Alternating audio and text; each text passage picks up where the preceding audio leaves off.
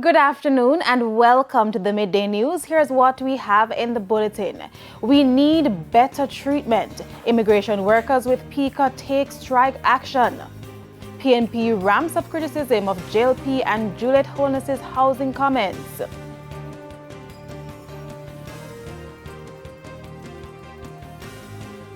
And later in sports, former reggae boy gets coaching job in England.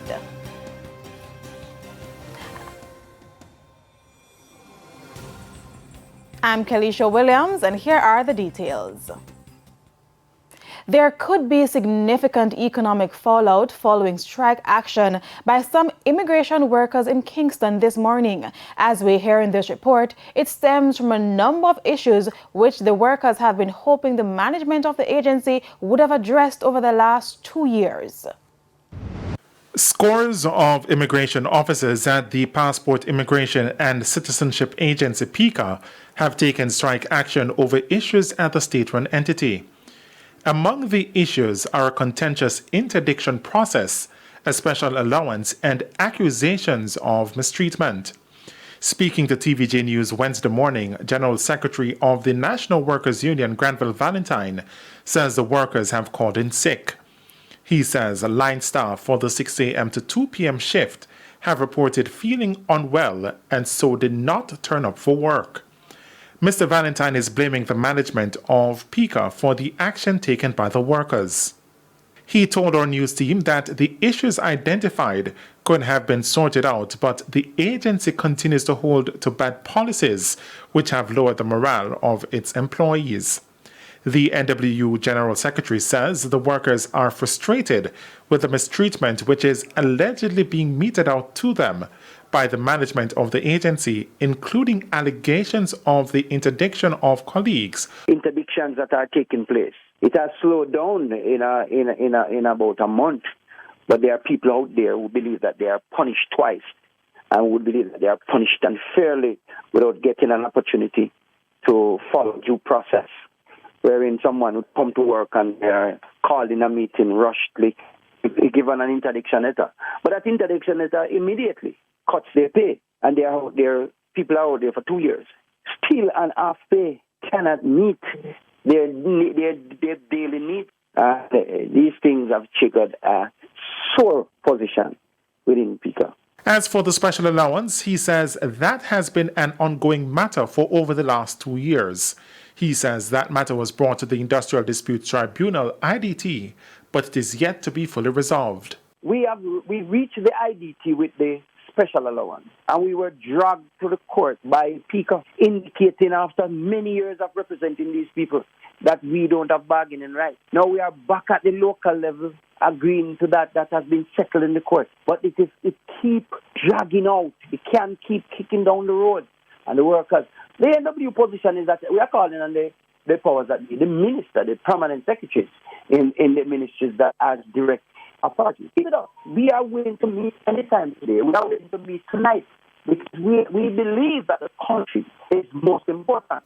The strike action involves members employed to the shipping, deportation, border management, and extension of stay areas.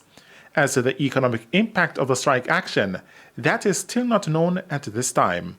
Now calls to the cell phone of the PICA CEO, Andrew Winter, this morning, all went unanswered. O'Shane Masters, TVJ News. The opposition People's National Party is not letting up on Member of Parliament for East Rural St. Andrew Juliet Holness over her recent comment about where some PNP supporters choose to live. Chairperson of the People's National Party, Dr. Angela Brown-Burke, says Mrs. Holness's comments are reflective of what she described as the Jamaica Labour Party's anti-poor policy. We have more in this report.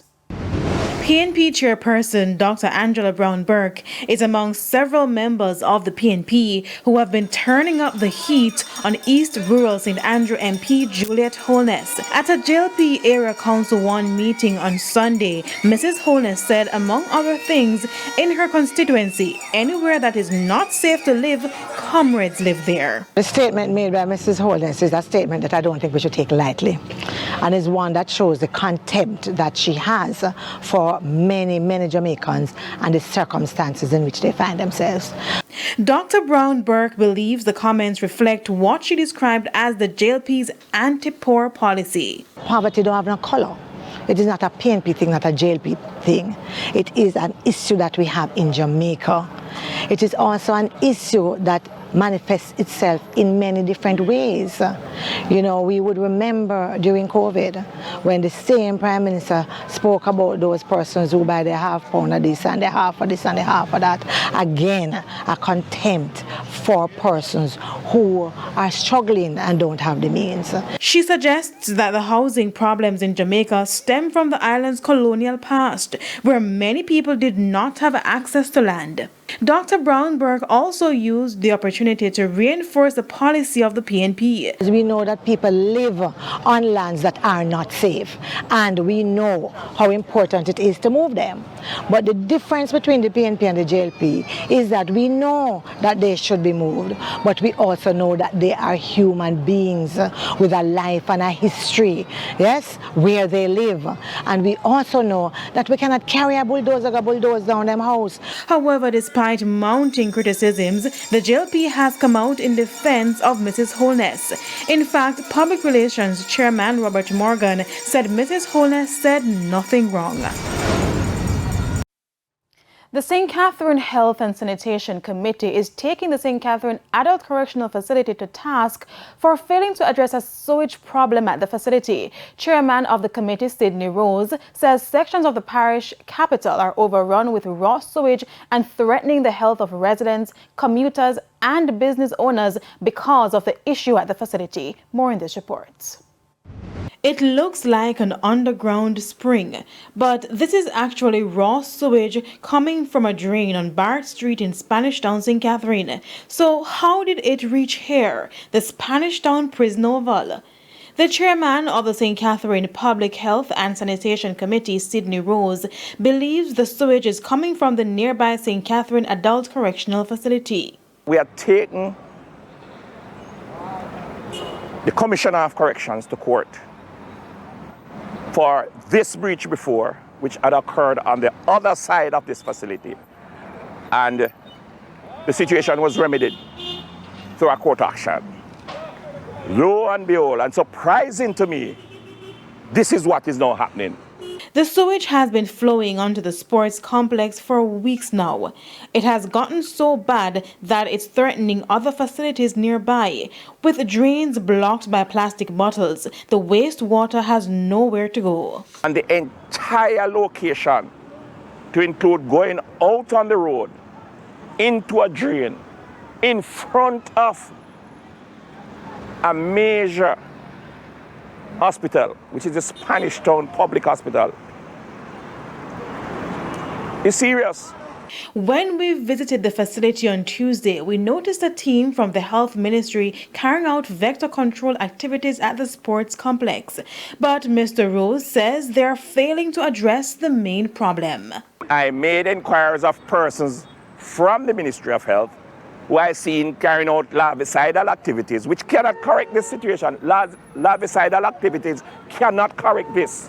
This has to be corrected from the source, which is the St. Catherine Adult Correctional Facility. So the Minister, the Honorable Dr. Horace Chang, ought to treat with this situation ASAP. As a matter of fact, I think this prison should be removed. When we contacted the National Security Ministry, we were referred to the Department of Correctional Services. A representative at the Department of Correctional Services told us the sewage problem at the St. Catherine Adult Correctional Center has been fixed. She said the issue now is stemming from a drain near the prison oval that is clogged with debris.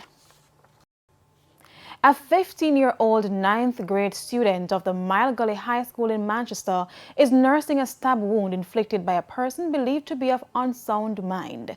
The student says he was on his way from school shortly after 3 Tuesday afternoon when a man approached him on the road and demanded his cell phone.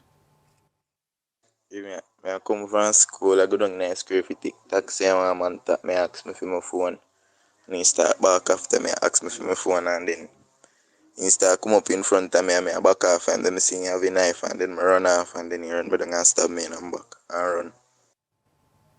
The teen was assisted to the nearby Cottage police station where a report was made. He was then transported to the Mandeville Regional Hospital. The boy's sister is now expressing concern about homeless and mentally challenged persons on the streets who continue to pose a threat to members of the public. Just have to pray. What would you like to see done about something like this? I mean, do you think anything can be done in terms of...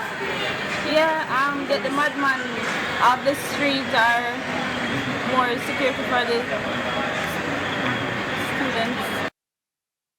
The student is now recovering at home. It's now time for the Business Minutes. Less households received remittances from overseas in the third quarter of this year.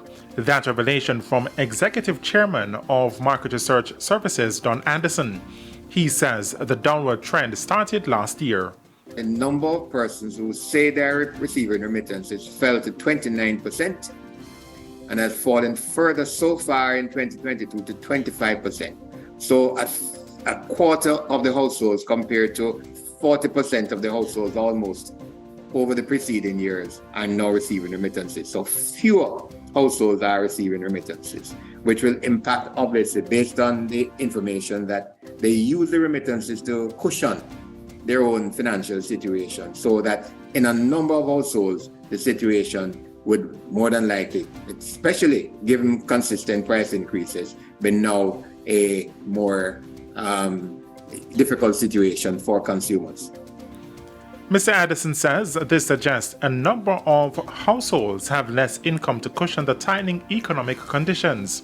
The data also found that 36% of households were receiving less money, while 27% were receiving the same as before. In business internationally, sales at tech giants Alphabet and Microsoft have slowed sharply, adding to fears of a downturn in the economy. Alphabet, which owns Google and YouTube, said sales rose just 6% in the 3 months to September to $69 billion as firms cut their advertising budgets.